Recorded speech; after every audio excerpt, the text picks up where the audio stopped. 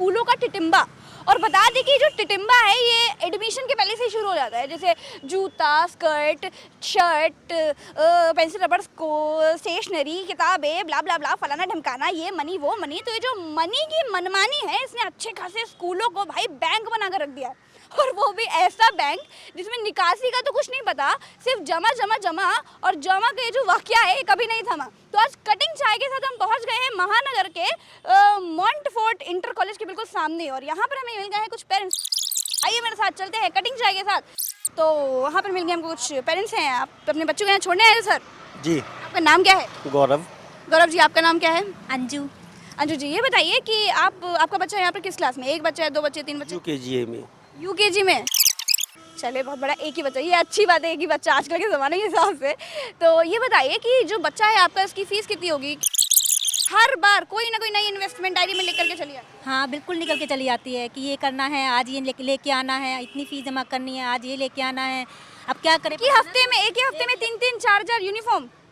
क्या मतलब है इस बात का? तीन यूनिफॉर्म्स हैं, मतलब कि ट्यूसडे की अलग है, मंडे की अलग है, सैटरडे की अलग है, तीनों की मतलब कि बहुत ज़्यादा यूनिफॉर्म्स बहुत बढ़ गई हैं। और उसी यूनिफॉर्म क्या, माँ बाप को ये सोचना चाहिए कि हम बच्चों को पढ़ाई के लिए भेज रहे हैं कि फैशन शो कराने के लिए भेज रहे हैं? बिल्कुल बिल्कुल सही बात है। ये पेरेंट्स क्या करें, मगर मजबूर है पढ़ाने में, पढ़ाना तो है ही बच्चों को, नहीं पढ़ाएंगे तो कहाँ जाएंगे, मगर अब सब चीज़ झेल रहे हैं। अब ये कम करनी चाहिए ना इन लोगों को। तो सरकारी स्कूल में क्यों नहीं पढ़ाते माँ बाप जो होते हैं? क्या सोचते हैं? आजकल का कंपटीशन बहुत ज़्यादा बढ़ गया ना, सब सोचते हैं कि मेरा बच्चा अच्छे से अच्छे स्कूल में पढ़े, अच्छा मतलब कि स्कूल में पढ़ के खूब अच्छा कुछ बन जाए।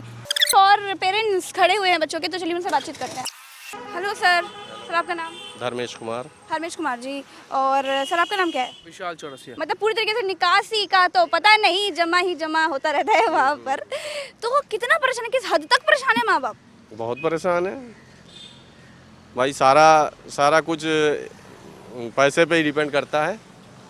और जिस तरीके से फीस वृद्धि होती है हर साल, उससे हर बार कुछ नया आता है, डायरी में लिख करके आता है कि आज ये जूता पहना के भेजना है, आज ये शर्ट पहना के भेजनी है, कल ये पहना के भेजना है। एक तो इतने डे हो गए हैं, आज जैसे रेड डे है, आज रेड डे सेलिब्रेट किया जा रहा है स्कूलों में। तो मतलब जिन बच्चों के पास रेड ना हो, वो बेचारे बच्चे अगर रेड ना पहन के जाएं, ये देखिए रेड लेकर, ये देखिए रेड रंग की बोतल खरीद के लाए रेड डे के लिए। इनका रेड टिफिन है, और बाकी ड्रेस में तो है ही है रेड। इतना इन्वेस्टमेंट करना कि किसी के बाई चांस बच्चे, अच्छा आपके कितने बच्चे हैं? दो बच्चे, दोनों को यहीं पढ़ाते हैं? हाँ, दोनों ही पढ़ते हैं। कितने बड़े? एक तो ये है नर्सरी में, एक नर्सरी में है, एक 5th में है।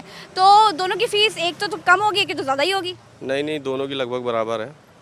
हाँ, तो मतलब बच्चों को जैसे रेड डे आज था तो कपड़े खरीदने पड़ते हैं, बच्चों को बॉटल खरीदनी पड़ती है। तो मतलब मुझे लगता है कि शायद जब किसी के बच्चे, किसी के घर में माने 3-4 बच्चे हो और सबको एक अच्छे स्कूल में एडमिशन करा के बच्चे पढ़ा रहे हो, तो उनको तो अपने घर में जूते, चप्पल और बोतलें और ड्रेस की दुकान खोलनी चाहिए। स्टोर बनाना पड़ता है उसका। वही मार्केट से सबसे ज़्यादा महंगे दामों में कई चीज़ें जो मार्केट में 100 रुपए की मिलती है, मनमाने दामों पे पेरेंट्स को जो प्रोवाइड कर देते हैं, उनके रेट पर हमें लेने को मजबूर होना पड़ता है। रेट पर मजबूर होता है, और ये एक ऐसी मजबूरी है जिसको ना निगल सकते हैं और ना थूक सकते हैं।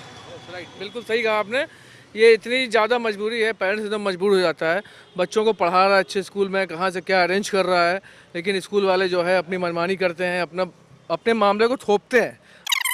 माँ बाप भी मजबूर होकर के किस तरीके से करते हैं, तो बच्चों के ऊपर प्रेशराइज कर देते हैं। बिल्कुल बच्चों को प्रेशराइज करते हैं, बच्चों को भी मन में डर रहता है कि वो हम लोग को बोलते हैं कि ऐसा करना है, नहीं तो हमको ये करेंगे, नहीं हमको वो करेंगे। तो इस टाइप से जो है, जो भी है वो है, कभी आपने कोई वाकया देखा आपकी किसी बच्चे के साथ या बच्चे के दोस्त के साथ ऐसा वाकया तो आए दिन रोज़ ही पेपर में और इन सब जगहों पर निकलता रहता है।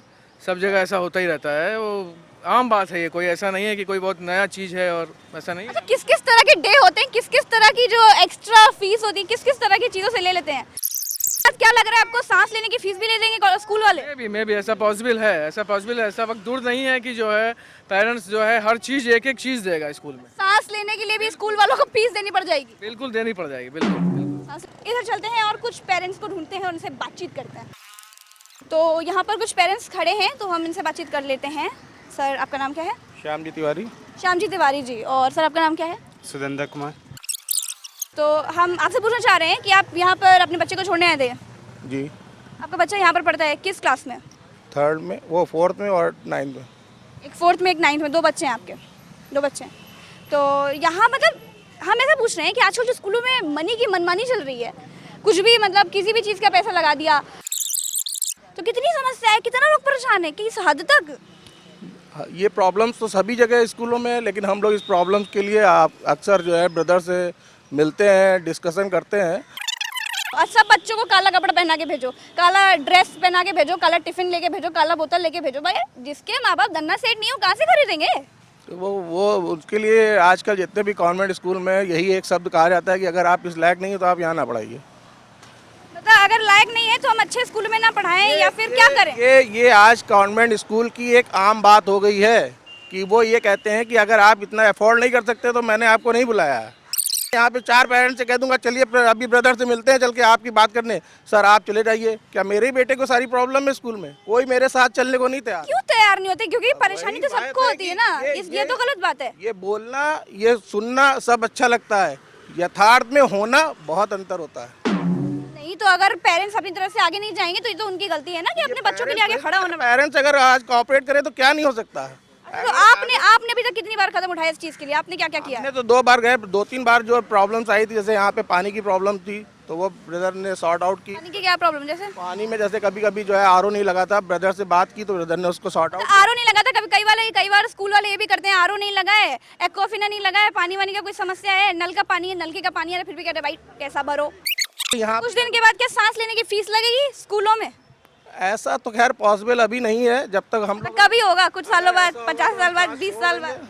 लेकिन फीस नहीं देंगे। सांस लेना छोड़ देंगे, फीस नहीं देंगे, पढ़ाएंगे नहीं बच्चों को? नहीं, अगर ये पोजीशन आ जाएगी तो हम सांस लेना छोड़ देंगे स्कूल, और स्कूल भी छोड़ देंगे जिस दिन ये पोजीशन आ जाएगी। जिस तरीके से बच्चे परेशान हैं, माँ बाप परेशान हैं, हम ये आपसे पूछना चाह रहे हैं कि क्या सच में जो माँ बाप धन्ना सेठ नहीं है वो अपने बच्चों को सपना ही छोड़ दे पढ़ाने का? क्या करें भाई? नहीं सही कह रही हैं आप। इसकी बहुत बड़ी समस्या है। इसको हमारे माननीय मुख्यमंत्री जी भी संज्ञान में लिए हुए हैं और इस पर भी एक्शन हो रहा है और जल्दी हम लोग को उम्मीद है कि वो कुछ ना कुछ करेंगे हम लोग के लिए, है ना। और नहीं, जब बच्चों के साथ हैरेसमेंट होता है तो कई बार बच्चों को डरा दिया जाता है, कि उनके अगर आपने घर पे बताया तो ऐसा हो जाएगा। जी सही कह रही। और हम लोग ने भी ये सोचा, हम लोग ने मीटिंग की थी अभी, हम अभिभावक संघ है यूपी का, उसमें हम लोग ने मीटिंग की, अगर ये नहीं हुआ 15-20 दिनों में तो हम लोग एक बहुत बड़ा यहाँ से जनमार्च निकालेंगे, माननीय मुख्यमंत्री जी के वहाँ जाएंगे, अपना हम लोग सब लोग ज्ञापन देंगे और इस पे जो है वो कुछ ना कुछ करेंगे। हमको उम्मीद है कि माननीय मुख्यमंत्री जी इसमें कुछ ना कुछ करेंगे। बहुत बड़ी समस्या है, ये पूरे हिंदुस्तान की समस्या है। कई सारी काम चल रहे हैं लेकिन जो अंदरूनी तौर पर जिस तरीके से होना चाहिए लोग जागरूक नहीं हो पा रहे, नहीं कर पा रहे हैं। जागरूकता के लिए हम लोग ने ये सब वेलफेयर ट्रस्ट बनाया हुआ है, जागरूक कर रहे हैं हम लोग। यहाँ खड़े होते हैं हम लोग, सुबह 7:30 बजे का स्कूल है, इस समय 8:30 बज रहा है। हम लोग 1 घंटे सबको यहाँ पे यही सब बातें बताते हैं। अच्छा, कई बार इनसे बातचीत करते हैं तो कई बार ऐसा होता है कि जब बच्चों की फीस नहीं जमा कर पाए टाइम पर तो फाइन लगा देते हैं। हाँ बिल्कुल लगा देते हैं वो लोग फाइन। 100 रुपीज़ का फाइन है एक टाइम पीरियड के बाद। इस तरीके की परेशानी है यहाँ पर। माँ बाप भी डरे हैं कि क्या बोले बच्चों के बारे में, टीसी पकड़ा दिया तो बच्चे का भविष्य खराब हो जाएगा। और लोगों से बातचीत करते हैं, यहाँ पे कुछ और लोग मौजूद हैं। तो आप सर, आपका नाम है? BS मेहरा। BS मेहरा जी, आप यहाँ पर अपने बच्चे को छोड़ने आए। आपका बच्चा किस क्लास में पढ़ता है?